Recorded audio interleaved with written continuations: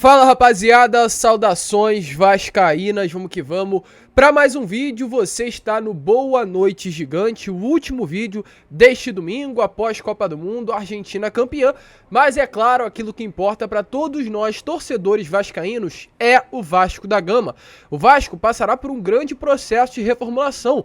2023 será um ano diferente. E é claro, diante disso, nomes são especulados, reforços vivem a expectativa de serem anunciados nos próximos dias. O elenco já treina diariamente no CT Moacir Barbosa. A gente vai trazer novidades a você, torcedor vascaíno, neste Boa Noite Gigante. Iremos falar sobre Vina, vamos falar também sobre Patrick, Choco, sobre Caetano, sobre lateral esquerdo Igor Silva, falar também sobre atletas que ficarão para 2023 e muitas outras novidades neste Boa Noite Gigante. Mas é claro, antes de começar, como eu sempre faço aqui no canal, quero dar as boas-vindas a todos vocês, torcedores vascaínos, que estão chegando ao canal do Gigante Vasco pela primeira vez. Seja muito bem-vindo, este é o canal do Gigante, o canal do torcedor vascaíno. Se você ainda não é inscrito no nosso canal, aqui embaixo, onde tem a palavrinha inscrever-se, aperte nela e venha ser um inscrito do nosso canal. Queremos muito ainda hoje, inclusive por esse motivo até, chego um pouco aqui à frente e peço a sua ajuda. Estamos nesse momento, para ser até mesmo exato a vocês, com 76 mil inscritos, aliás, 76 mil, perdão, e 935 inscritos. Faltam menos de 70 para nós chegarmos aos 77 mil ainda hoje e por isso conto com a sua ajuda. Lucas, o que eu preciso fazer? Aqui embaixo, apertar no botãozinho inscrever-se, aqui embaixo, deixar também o seu like para ajudar na divulgação deste vídeo e aqui embaixo também ativar o seu sininho de notificação e deixar aí nos comentários. Você acha que o Vina é um bom reforço para o Vasco? Você está na expectativa para 2023? Deixe a sua opinião e eu faço questão de responder a cada um de vocês, mas conto principalmente com a sua ajuda. Tranquilo, rapaziada? Mas vambora, né? Sem muita enrolação, falar logo de Vasco. Eu quero começar aqui primeiramente este Boa Noite Gigante falando sobre planejamento, pois nós sabemos que o Vasco vai se reforçar. Nós sabemos que o Vasco passará por uma reformulação, não à toa. Vários atletas que estavam nesta última temporada já confirmaram as suas saídas, caso de Raniel, caso de Yuri Lara, caso de Matheus Ribeiro, caso também de Getúlio, que ficou, né, por exemplo, até o meio do ano. E muitos outros jogadores, Juninho estará se transferindo para o Orlando City. O Vasco passará por um grande processo de reformulação. Então, se tem jogadores saindo, automaticamente é a lei, jogadores irão chegar. A expectativa é que 15 reforços cheguem para a próxima temporada. Porém, até pelo menos o Campeonato Carioca, de 5 a 7 jogadores irão chegar desta vasta lista de contratações. A ideia seria contratar 10 jogadores, inclusive, após esse primeiro período, entre fevereiro e abril. Ou seja, até janeiro, o Vasco vai contratar de 5 a 7 e após janeiro, entre fevereiro e abril, mais 10 jogadores irão chegar. Lucas, por que você acha que o Vasco vai fazer vai cortar, né, no caso, esse período de contratações em duas partes? Eu respondo, por causa da janela do futebol europeu.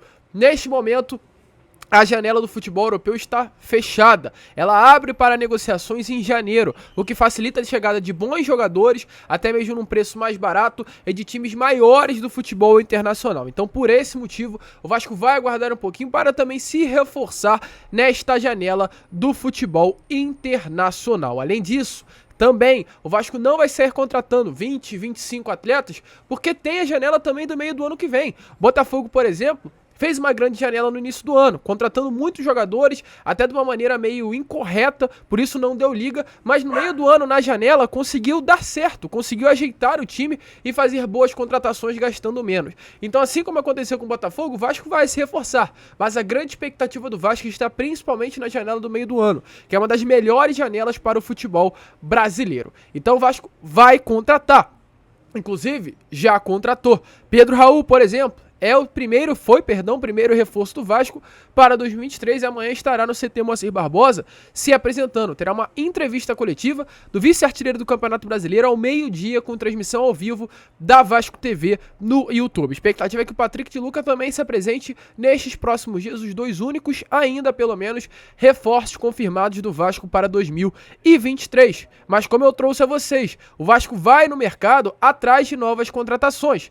Tentou contratar o Wellington Rato, lembra que eu falei pra vocês?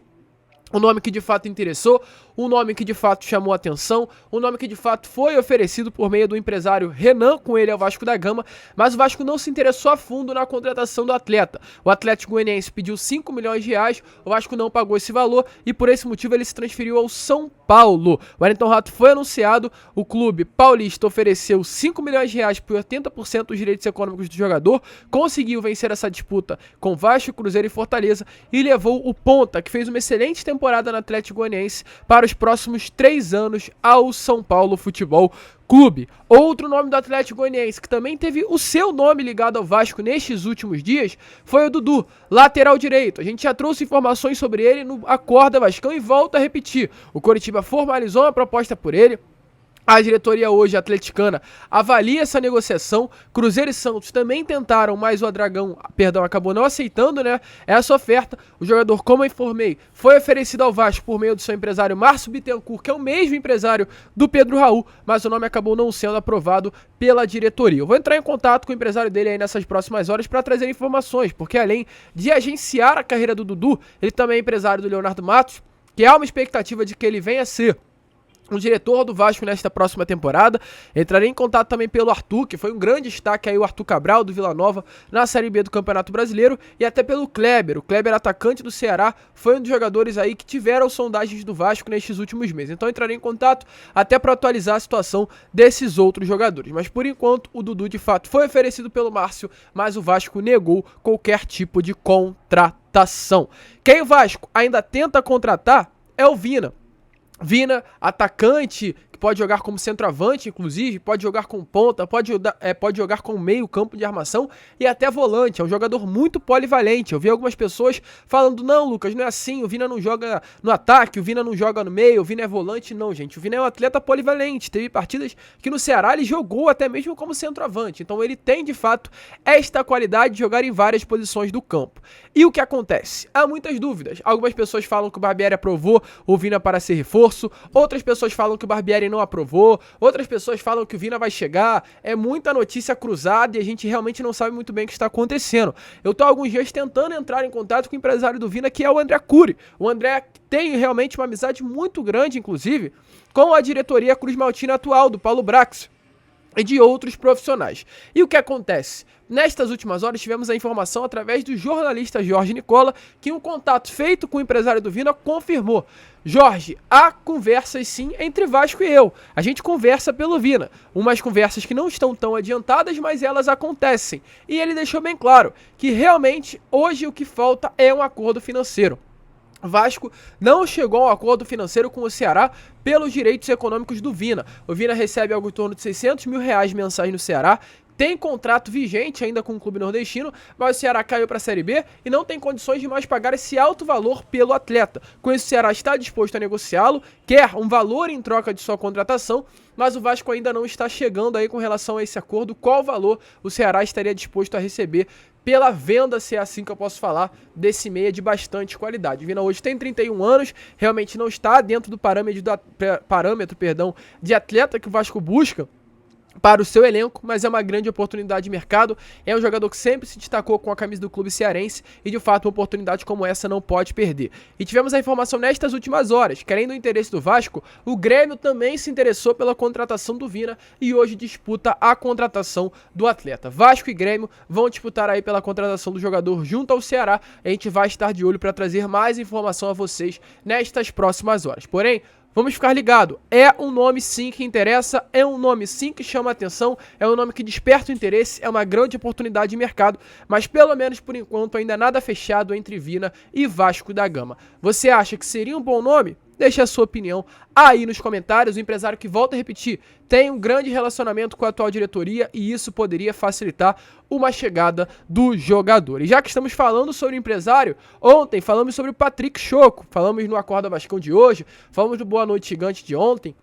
E temos novidades. O Patrick Choco realmente tem o interesse do Vasco. O Vasco conversa já com o seu empresário e a primeira conversa foi positiva pela contratação do atleta. E além de ser empresário do Patrick Choco, o Marcelo Robalinho é empresário também, tanto do Igor Silva, lateral esquerdo, que tem conversas adiantadas com o Vasco, e com o Caetano, zagueiro do Corinthians, que fez a última temporada no Goiás, que também tem conversas positivas com o Vasco da Gama. Então, realmente, esse empresário pode estar colocando esses 3 atletas dentro do Vasco nestas próximas semanas. Também estaremos de olho, analisando, buscando informações e trazendo a vocês o que acontece, mas esse fator empresário pode sim ajudar muito em qualquer negociação, e nessa pode ser um fator fundamental para a chegada desses 3 atletas: Caetano, Patrick Choco e Igor Silva. E rapaziada, para praticamente finalizar o vídeo, terminar aqui com 2 informações. A primeira, sobre um funcionário demitido. Tivemos a informação que o José Alberto Quitete, auxiliar de preparação de goleiros, que chegou aí no Vasco e no final, do ano passado, em dezembro de 2021, foi demitido na última semana. Ele chegou junto com o técnico Zé Ricardo e não fica para 2022. E outra informação também se trata do Matheus Barbosa. Matheus Barbosa, que viveu aí um período de incertezas com relação ao seu futuro. Muitas pessoas davam como certa a sua saída, e tivemos a confirmação nesta tarde através do jornalista Vene Casagrande, que apesar realmente de uma possível saída, ele fica pelo menos por enquanto. Ele chegou até mesmo a ser procurado pela diretoria do Guarani. O Guarani foi atrás do Matheus Nassif, que é um empresário de jogador, foi atrás da diretoria Cruz Maltina para buscar aí ter o atleta até mesmo em definitivo, porém parou aí com relação ao salário. O Guarani queria a contratação do atleta, realmente ter os direitos econômicos do jogador, estava disposto a fazer uma parceria na divisão dos direitos econômicos, porém, devido ao alto salário que o Matheus Barbosa recebe no Vasco, o Guarani não conseguiu finalizar a negociação. Nenhum clube se mostrou aí disposto a pagar o salário do jogador, um salário alto, considerado principalmente para clubes da Série B do Campeonato Brasileiro. E hoje, com a chegada do Maurício Barbieri, uma nova comissão técnica para avaliar o trabalho do Matheus Barbosa, até mesmo a negativa também que o Vasco sofreu do Júnior Urso, tudo isso é um fator de influência para que o Matheus Barbosa fique nesse primeiro momento no Vasco, venha a ser observado pelo novo comandante, dependendo, aí sim, ou fique para 2023 ou busque um novo caminho para a sua carreira na próxima temporada. Então esses próximos dias aí serão essenciais para saber se Barbieri vai contar ou não com os serviços do Matheus para 2023. O Vasco, volto a repetir, passa por um processo de reformulação, passa por um processo de mudanças. Reforços vão chegar, contratações irão acontecer, mas por enquanto é isso que temos a trazer a você, torcedor vascaíno. Então, deixa a sua opinião. Vina seria um bom reforço? Você é a favor da permanência do Matheus Barbosa? Conto aí com a participação de todos. A gente fica por aqui. Este foi o Boa Noite Gigante, o último vídeo deste domingão, e amanhã às 7 horas da manhã em ponto estaremos aqui com a Acorda Vascão e contamos aí com a sua participação. Um grande abraço a todos, fiquem com Deus, vamos que vamos, e é claro, como sempre falo aqui no canal, saudações vascaínas.